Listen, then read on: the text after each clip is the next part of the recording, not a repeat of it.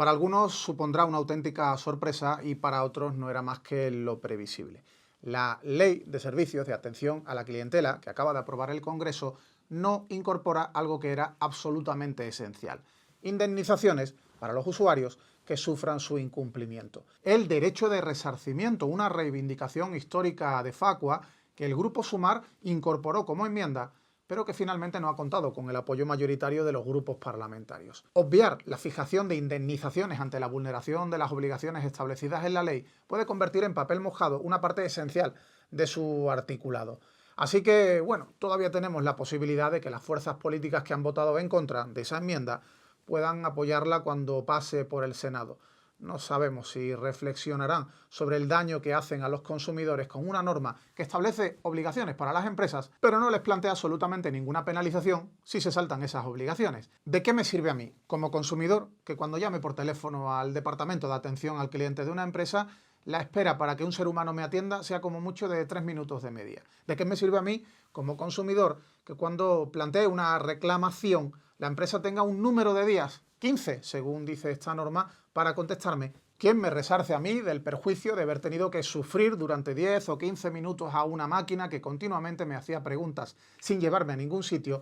¿Quién me resarce a mí de que la respuesta a mi reclamación tarde 2 meses o que ni siquiera llegue?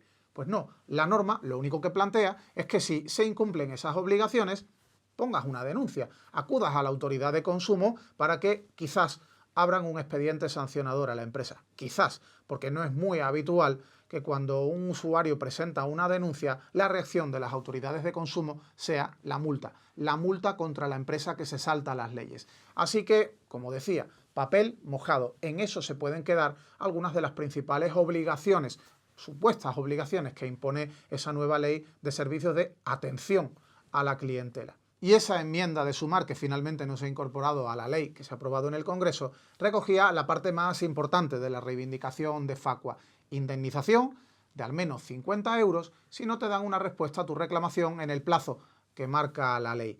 Indemnización que no han querido que se ponga en marcha los grupos parlamentarios de la derecha. PP y Vox han votado en contra, como también lo ha hecho Junts y unos cuantos parlamentarios del grupo mixto. El PNV se ha abstenido. Pero ojo, que también el Partido Socialista Obrero Español ha votado en contra de que se aumente la protección de los derechos de los consumidores cuando una gran empresa cometa un abuso y no le dé una contestación a la reclamación del consumidor en el plazo que debe. El partido de Pedro Sánchez ha optado por seguir manteniendo bien protegidos los intereses de las empresas que defraudan, de las empresas que abusan, en lugar de proteger de verdad los intereses de los consumidores. A favor de la enmienda de Sumar han votado las izquierdas, lo previsible: Esquerra, Podemos y Compromís. De momento, cada uno se ha retratado con los intereses que realmente defienden. Ya veremos qué es lo que ocurre en el Senado. Soy Rubén Sánchez y en ocasiones veo fraudes.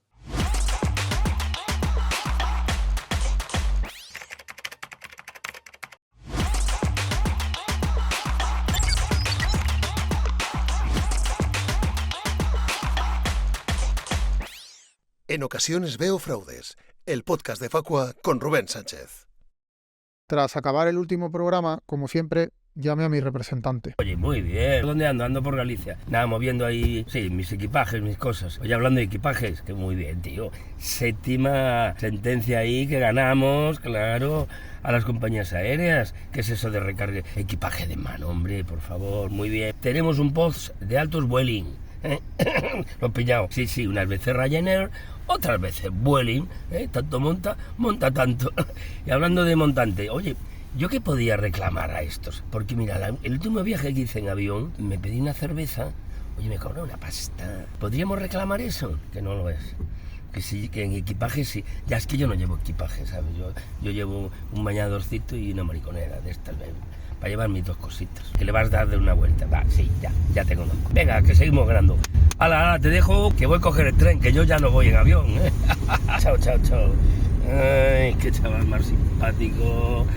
O tren que me eleva por la beira do miño, me eleva a no meu destino.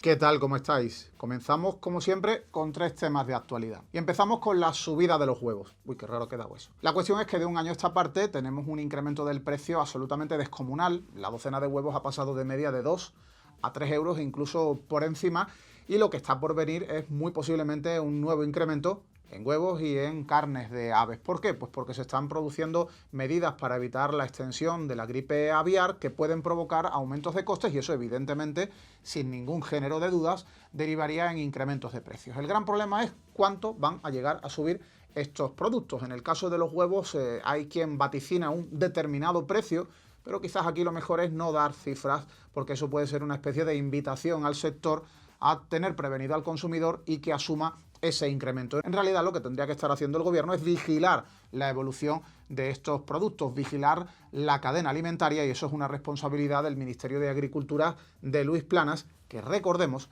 en los grandísimos incrementos de precios de la cesta de la compra que se produjeron hace unos años, no hizo absolutamente más nada que justificar al sector de la distribución, decir que los supermercados estaban ajustando mucho sus precios, cuando en realidad estaban aplicando enormes incrementos bastante sospechosos. El Ministerio de Agricultura tendría que vigilar cuánto suben los huevos, por ejemplo, en relación al incremento de costes que pueda o no tener en la fase de producción. Si el incremento en el supermercado es muy superior al incremento de costes, está claro que otra vez nos estarán colando un aumento de márgenes de beneficio, y eso tendría que contar con una respuesta del gobierno: la simple aplicación de una ley aprobada hace décadas por la totalidad de grupos parlamentarios. Fue aprobada de forma unánime en el año 1996 nuestra ley de comercio. Esa ley que tiene un artículo que está de adorno y que dice que se pueden aplicar topes a los precios de los productos en determinadas coyunturas, de grandísimos incrementos, de ausencia de competencia o de falta de abastecimiento. Esta sería la coyuntura perfecta para intervenir los precios, por ejemplo, de los huevos, si se confirma que los incrementos van mucho más allá de aumentos de costes y que están relacionados con una especulación en el sector. Pero ya veremos qué es lo que ocurre. No tenemos muchas esperanzas de que en agricultura hagan su trabajo. Y otro asunto: la Comisión Nacional del Mercado de Valores ha multado con 5 millones de euros a Twitter, es decir, lo que se gasta Elon Musk en desayunar, por una infracción continuada calificada de muy grave al incumplir sus deberes de colaboración en relación con anuncios de chiringuitos financieros, anuncios fraudulentos, anuncios de criptomonedas que suplantan a famosos. En Facua llevamos meses denunciando ante ese organismo este tipo de prácticas por parte de diferentes empresas. Hemos presentado numerosas denuncias por anuncios que suplantan a Ana Belén, David Broncano, David Muñoz, el exfutbolista Xavi Hernández e Isabel Díaz Ayuso o Belén Esteban, entre otros. Confiamos en que ahora la CNMV investigue y sancione otra vez a la red social de Musk por permitir también estas publicidades fraudulentas de otros chiringuitos financieros, porque sospechamos que son otros, ya que al menos utilizan otras denominaciones comerciales cuando el usuario cae en la trampa, cliquea y ve esa publicidad disfrazada de reportaje donde nos cuentan cómo se hizo de millonario un famoso y cómo lo está incluso persiguiendo la policía o la justicia española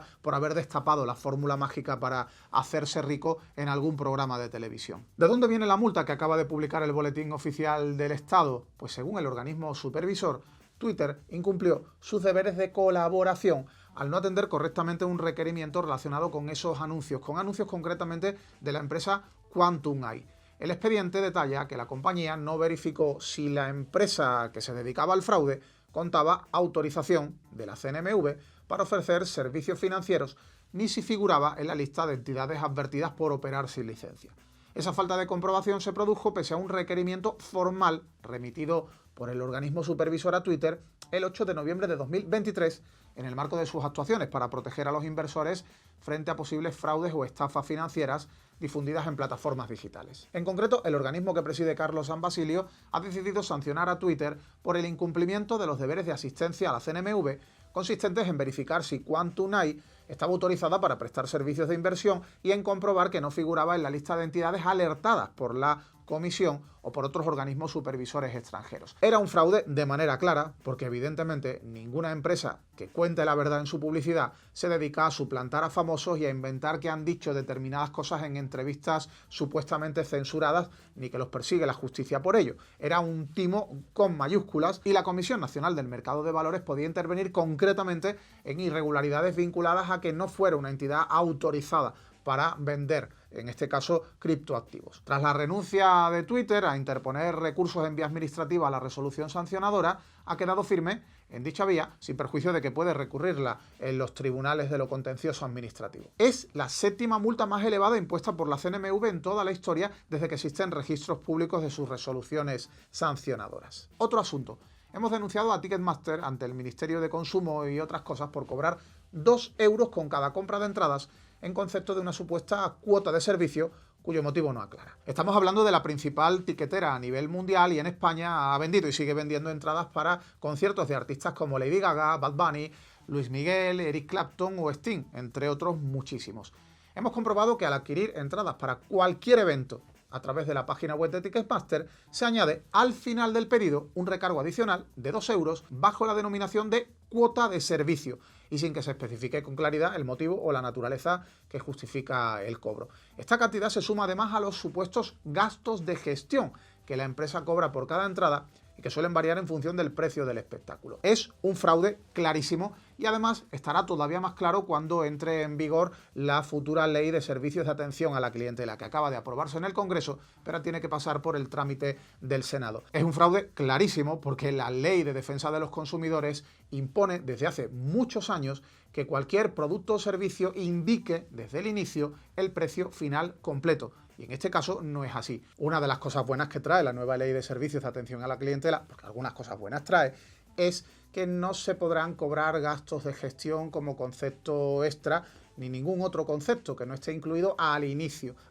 del proceso de compra, donde tendrá que aparecer el precio final completo. Bueno, está bien, pero es que algo parecido, ya lo decía, desde hace muchísimos años, la Ley General para la Defensa de los Consumidores y Usuarios. Quizás con este cambio se intenta afinar mucho más, se intenta perfeccionar una regulación de un derecho de los consumidores, pero lo cierto es que tampoco hemos visto a ninguna autoridad de consumo en los últimos años sancionar a empresas que como Ticketmaster cobran gastos de gestión y ahora cobran esta otra historia que se han inventado de forma, entendemos, ilegal. Ninguna administración de consumo se ha lanzado a plantear que eso es una práctica ilícita y que está prohibido por una ley que, como digo, desde hace mucho tiempo plantea que el consumidor recibirá la información sobre el precio final completo desde el inicio del proceso de compra. La verdad es que a veces cansa que la solución frente a los fraudes sea más regulación en lugar de aplicar la regulación vigente. No tenemos constancia de que se hayan cuestionado en los tribunales y haya llegado al Supremo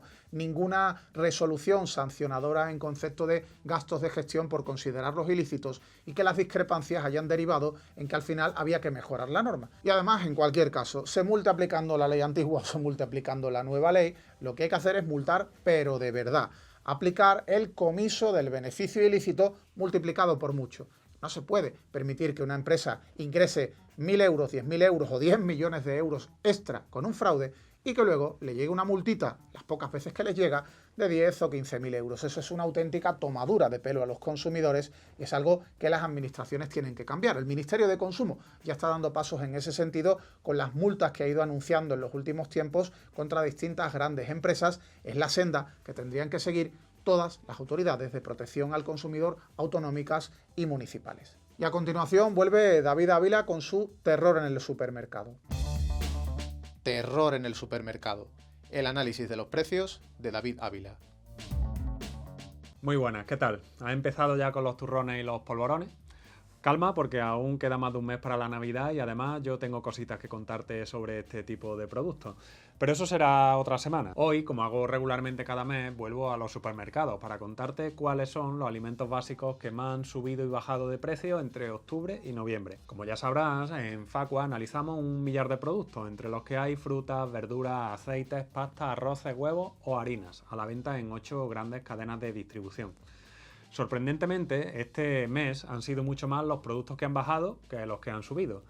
Después de llevar prácticamente 3 años analizando la evolución del mercado, ya te digo yo que eso es más raro que encontrarse al lince blanco de Jaén en mitad de la ciudad. Pero vamos al lío. El producto que más se ha encarecido de octubre a noviembre es el aceite de girasol, que lo ha hecho de media un 3,6%. En concreto, la que más ha subido es la marca Coipesol en Alcampo, que ha pasado de 1,58 a 1,98 euros. En segundo lugar tenemos los huevos, que si no tuvieron suficiente con subir un 26% de media el pasado mes de octubre, ahora en noviembre lo ha hecho otro 2,6%.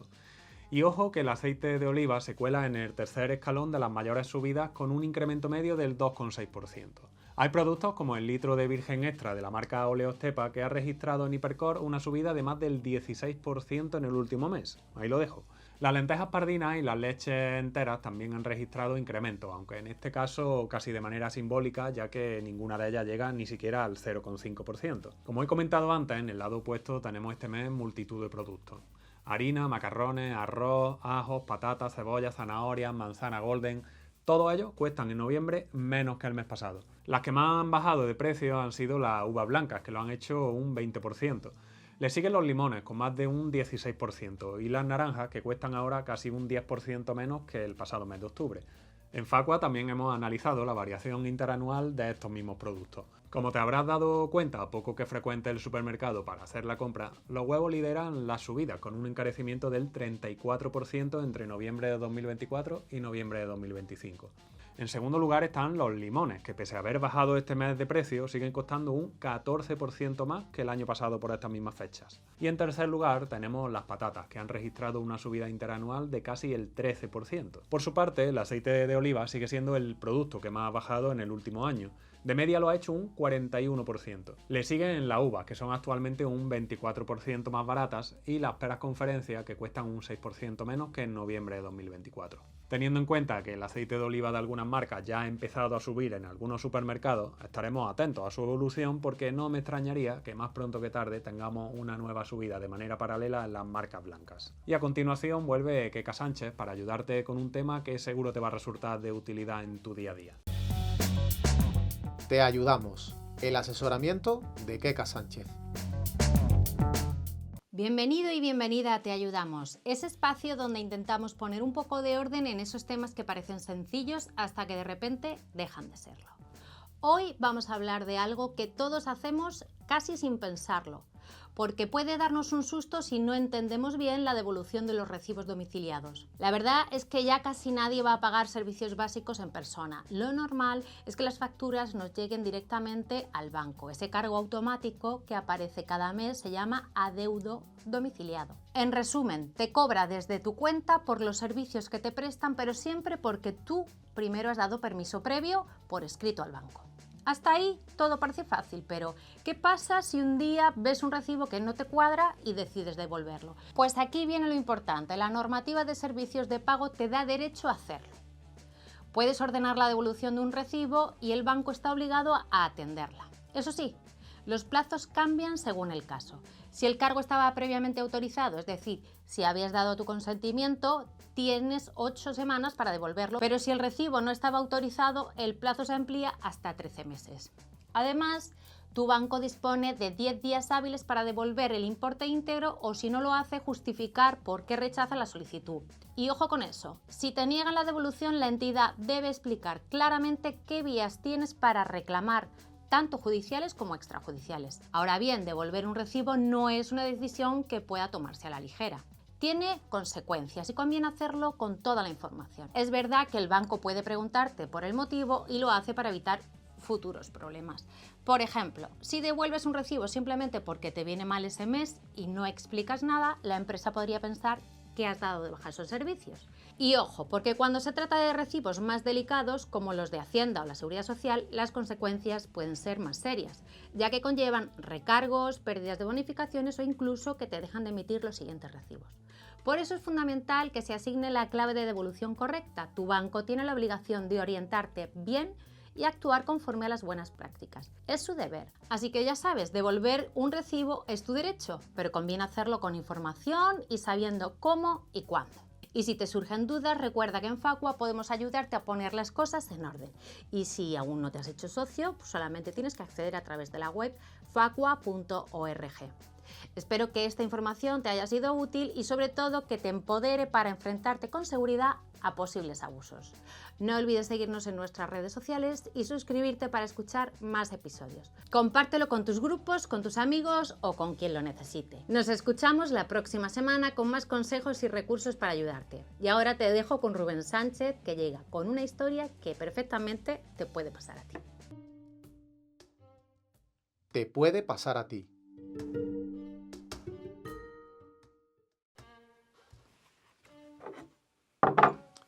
Ojo a esta historia sobre una socia de Facua que tuvo un problema con su seguro de vivienda, ya que algo parecido te puede pasar a ti o a alguien cercano. Carmen, una vecina de Níjar, descubrió en mayo del año pasado que tenía en su cuenta corriente un cargo correspondiente a un seguro de vivienda contratado con Cajamar.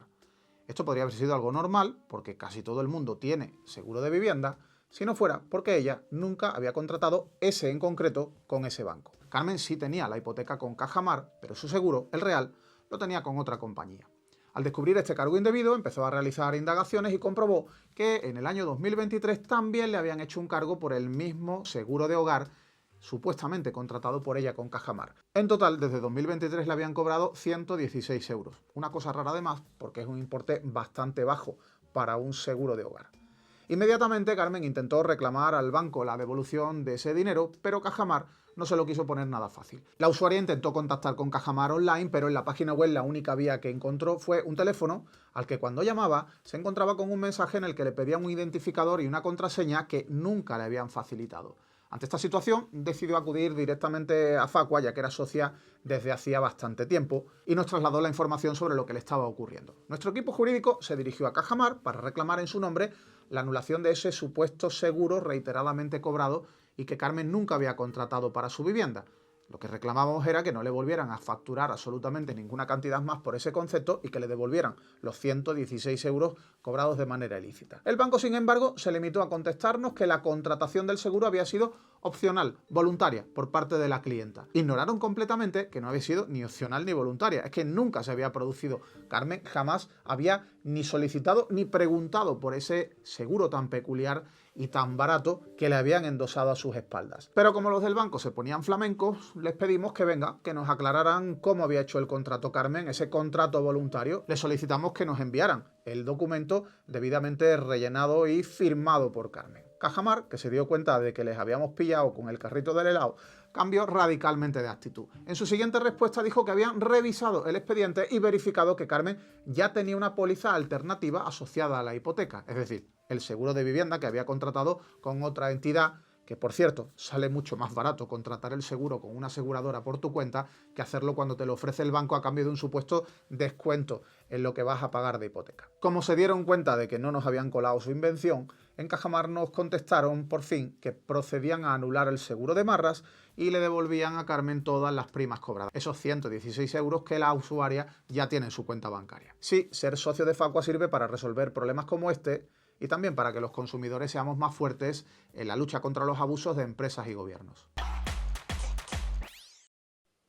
Terminamos nuestro programa número 95. Muchas gracias por acompañarnos y muchas gracias también si lo difundes por WhatsApp, Telegram o a través de tus redes sociales. Te espero en el próximo episodio de En ocasiones veo fraudes. Ya sabes, aquí te contaremos cosas que otros no pueden, no se atreven o no quieren que sepas. Bueno, hoy ha sido día movidito. Voy a llamar a Sergio, que a ver si hoy me lo coge en otro coche, taxi, avión, parapente, porque este hombre se mueve más que... ¿Sergio? Ay, el huevo, sí. ¿Qué pasa, Rubén? Ya, estoy aquí, pues estaba aquí con un huevecito, porque es que estoy hasta los huevos, ¿eh? A ver, hay que echarle huevos y ponerle tope a que suban los huevos, ¿vale? Ponerle tope no es aquello que cuando había el suspensorio en mi época, que te ponían tope en los huevos, ¿sabes? Eso es otra cosa, no. A ver, lo que yo no entiendo es que estén tan caros y se los tiren al Rubiales y encima un familiar, ¿eh? ¿Qué es eso? ¿Qué es eso de tirarle huevos, hombre? A un tío que tiene más huevos que... Oye, esa familia tiene huevos, ¿eh? No, lo voy a repetir. Eso sí, con tanta huevada, ¿sabes los que están hasta los huevos? Son los propios huevos. Mira cómo están. Mira. Están hasta los huevos. Hombre. Venga, voy a seguir cocinando. Vale, chao. Ay, qué huevos. Venga. Ay, venga, va. A ver, lo voy a... Venga, 1, 2, 3.